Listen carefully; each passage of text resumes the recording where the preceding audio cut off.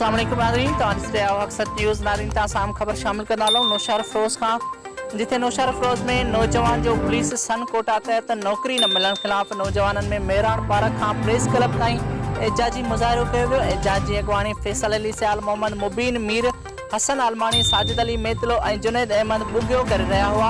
उन मौके ते उन्हनि मीडिया से ॻाल्हाईंदे चयो त असांजा वालिदैन रिटायर पुलिस कांस्टेबल आहिनि, असांखे सन कोटा बहाल करे नौकरी ॾिनी वञे। हुन महांगाई जे दौर में बेरोज़गारी ऐं मायूसीअ मां असांखे निजात ॾियारी वञे, को रोज़गार ॾिनो वञे। उन्हनि चयो त सुप्रीम कोर्ट बि सिंध पुलिस खाते में सन कोटा बरक़रार रखण जो हुकुम ॾेई छॾियो आहे, पर उन ते अमल नथो कयो वञे। उन्हनि Supreme Court of Pakistan, Sindh High Court, वज़ीर आला सिंध सैयद मुराद अली शाह IG सिंध खां मुतालबो कयो त सिंध कोटा में तहत नौकरियूं ॾिनियूं वञनि त जीअं असां पंहिंजे बच्चनि जो गुज़र सफ़र करे सघूं।